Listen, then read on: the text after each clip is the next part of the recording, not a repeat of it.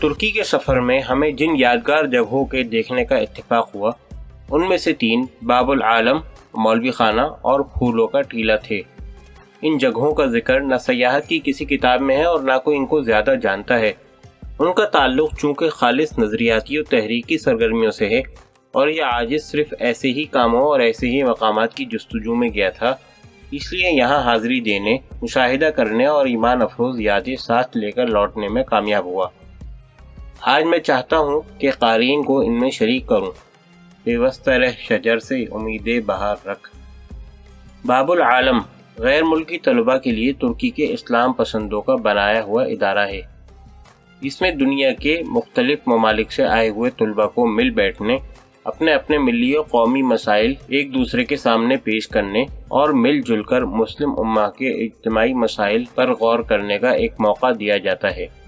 ترکی میں معیار تعلیم اتنا بہتر اور سہولتیں اتنی اچھی ہیں کہ 155 ممالک کے 36,000 سے زیادہ طلباء وہاں زیر تعلیم ہیں۔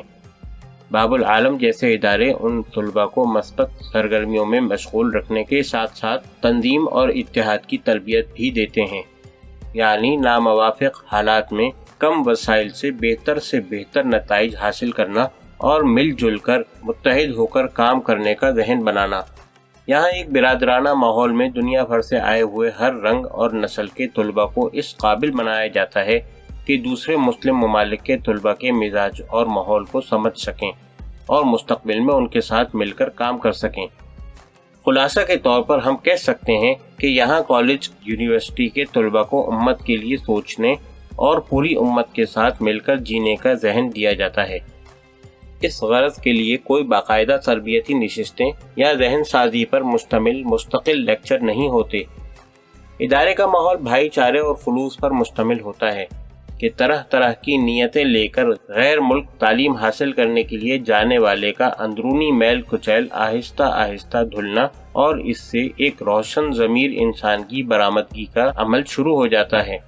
مثلاً آپ دیکھیں گے کہ اس ادارے میں جیسے ہی انسان داخل ہوتا ہے اسے اپنے سامنے ایک بڑا سا اشتہار مختلف زبانوں میں لکھا ہوا ملتا ہے۔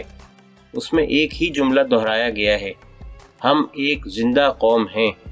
اندازہ لگائیے، جہاں کالا گورے سے، چپٹی ناک والا کھڑی ناک والے سے اور سانولے رنگ والا کھلتے ہوئے رنگ والے سے ایک ہی بات کہہ رہا ہو کہ ہم ایک ملت ہیں، ہمارے مسائل، خوشی اور غمی، کامیابی اور ناکامی ایک ہے، وہاں انسان کی روح سرشار ہوگی یا نہیں؟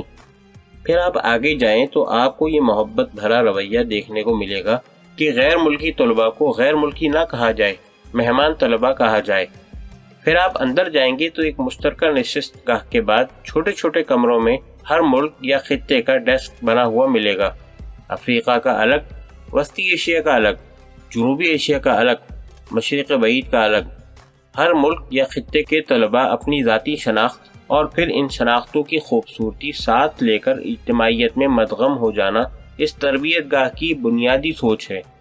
واقعہ یہ ہے کہ آج مسلمانوں کے پاس سب کچھ ہے، اجتماعی سوچ اور اکٹھے ہو کر کام کرنے کا مزاج نہیں ہے۔ ہمارے ایک منہ پھٹ اور ضمیر فروش قسم کے حکمران خود کو اتا ترک کے پسخوردہ کا شوقین بتاتے تھے اور انہوں نے اپنے کرتوتوں پر پردہ ڈالنے کے لیے ہمیں سب سے پہلے پاکستان کا نعرہ دیا تھا، جبکہ ان کے مثالی ممدوح ملک میں سب سے پہلے امت کا یہ تصور دینے کی محنت دیکھ کر انسان مسرت انگیز حیرت سے سرشار ہو جاتا ہے۔ ہم جب اس ادارے میں داخل ہونے لگے تو چند نوجوان اسٹینڈ اور ان کے دوسرے چند ساتھی تصویروں کی چھوٹی سی نمائش اٹھائے اندر داخل ہو رہے تھے۔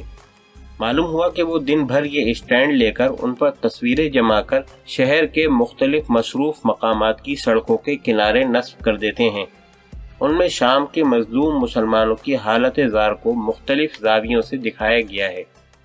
خاموشی اور سلیقے سے ترک قوم کو پڑوس میں ٹوٹنے والی قیامت سے آگاہی کا یہ عمل دن بھر جاری رہا ہے۔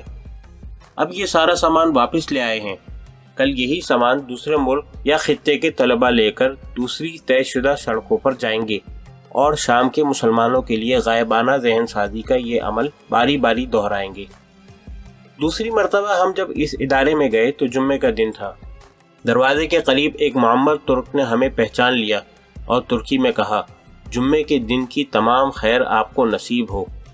ہم نے ترکی کا یہ جملہ یاد کر لیا اور نماز تک کئی ملنے والوں کو ان کی زبان میں یہ دعا دی۔ جگہ جگہ مسکراہٹیں بکھرتی اور پھلجھڑیاں چھوٹتی رہیں۔ اس مرکز میں عربی اور ترکی کی مفت تدریس ہوتی ہے، مطالعاتی اور تفریحی دورے ہوتے ہیں۔ خصوصاً عید کے دن تمام مہمان طلباء کے لیے ایسی تقاریب منعقد کی جاتی ہیں کہ انہیں گھر سے دوری کا احساس نہیں ہوتا۔ جب مہمان طلباء کو سند ملتی ہے یا تعلیم مکمل کر کے واپس جاتے ہیں تو اس ادارے میں ان کے اعزاز میں تقریب منعقد کی جاتی ہے اور انہیں ایسے اعزاز و اکرام سے نوازا جاتا ہے کہ ان کے اپنے بھی کیا ان کی خوشی میں شریک ہوتے ہوں گے۔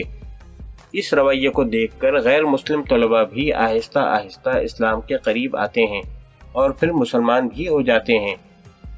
مجھے بتایا گیا کہ کئی غیر مسلم طلباء محض حسن سلوک اور حسن اخلاق سے متاثر ہو کر اسلام لے آئے ہیں۔ یہاں کی سرگرمیوں میں سب سے بہتر اور مفید وہ لیکچرز ہیں جو دنیا کے مختلف خطوں میں مسلم امہ کو درپیش مسائل اور ان کے حل کے حوالے سے دیے جاتے ہیں۔ ترکی زبان کی ایک موٹی سی کتاب میں یہ ساری معلومات جمع ہیں۔ اللہ کرے کسی طرح دوسری زبانوں میں بھی منتقل ہو جائیں۔